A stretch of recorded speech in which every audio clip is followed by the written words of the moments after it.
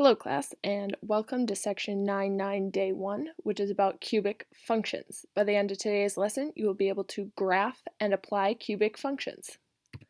A cubic function is a function that can be written in the form y equals ax to the third plus bx squared plus c plus d, where a does not equal 0. So what that means is there has to be something to the third power in the equation for it to be cubic. This graph right here shows the function just y equals x to the third. So this is the most basic cubic function. You can see on the graph we have those 5 basic points where x is -2, -1, 0, 1, and 2. And then in order to get those y values, what you needed to do was to plug in the points. So remember, when you use the calculator, negatives need to be in parentheses, so it'd be -2, and then to the exponent of 3. What that means is -2 times -2, which is +4, times -2, which gave us the -8, and that's how we ended up with that point down there. Then you had -1 to the third power, so -1 times -1 times -1, which is -1. 0 to the third power is 0, 1 to the third power is 1, and 2 to the third power is 8. So notice with these graphs, we're going to have half of it going up and half of it going down. It could be the up half on the right side that is shown here, or it could be the up half on the left side. Either way, there's going to be one half of the curve that's curving up and one half of the curve that is curving down. Our first example here, we've got y is equal to 4x to the third. So again, we want to start by making that table with our basic x values of -2, -1, 0, 1, and 2. So what that means is when we are plugging that in for this one, we're going to have 4 times -2 to the third power. So we have that 4 times in front because there's the 4 in front of the value. Following PEMDAS, you would do -2 to the third power, which is -8, and then multiply that by 4, which gives you -32. Or you can just type that into the calculator all at once, including the parentheses.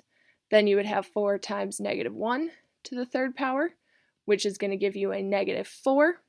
And then you would plug in 0, which is going to give you 0, 1, which is going to give you 4, and 2, which is going to give you 32. Now notice these values do not fit onto our graph right now, so I'm going to have to go up and down by a different number. In this case, I'm going to go ahead and count by 4s because all of the values that I got for answers are going to be divisible by 4. So counting up, we have our positive values, and then you're going to count down by that same amount.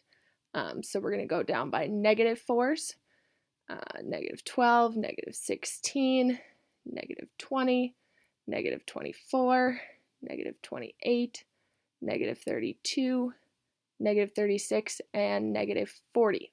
Now we need to graph our points. So our first point was at -2, -32. So I'm going to go ahead and graph that. And then I've got -1, -4, 0, 0, 1, 4, and 2, 32. So I have all 5 of those points graphed, and then I'm going to go ahead and connect with my curving line. I prefer to do it half at a time, so I'm doing my up, and then you have your other half, which is going to curve down. Again, I think it's easier to do it as 2 separate parts. If you want to go ahead and graph it all at once, that's totally fine. Go ahead and try this one on your own.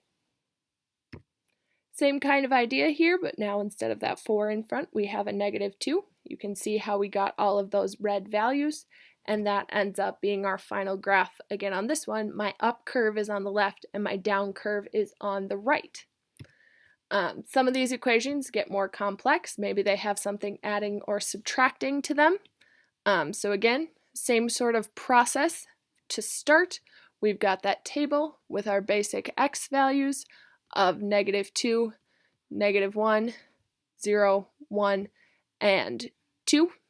When you are plugging in your values this time, how I would plug this into the calculator, this negative sign out front means that there's a negative 1 being multiplied with my value to the third power, so starting with negative 2, and then adding 3. Negative 2 to the third power is negative 8 times negative 1 is 8 plus 3 is 11. You can just plug that into the calculator and get the answer. Next one would be negative 1 times negative 1 to the third power, and then plus 3. Solve the exponent, multiply, and then add 3, or just plug it into the calculator, and you're going to get an answer of 4. When you plug in 0, you get 3. When you plug in 1, you get 2. And when you plug in 2, you get negative 5. We're not going to renumber this time. 11 is just a little bit above the graph, so we can go ahead and just put that a little bit above our graph. And then we got negative 1, 1, 2, 3, 4, 0, 3, 1, 2, and 2, negative 5.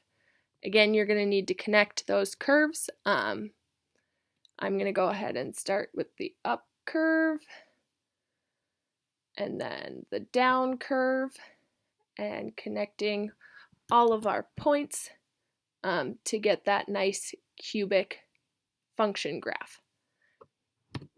Go ahead and try this one on your own. We've got our table, plugging in our values, no need to renumber, and then connecting everything with that curve. Last example here, we've got the equation y equals 1/3 times 3.14 times x cubed represents the volume of the cone pictured below. Find 3 possible volumes for the cone. So what this is asking you to do is to be able to apply cubic functions. So looking at this, it says find 3 possible volumes. So we're trying to figure out 3 y values. It doesn't give us any specifics, so you can plug in anything for this x value. I'm going to pick 7 for fun. So I've got y is equal to 1/3 times 3.14, and then times, and then we've got 7 to the third power.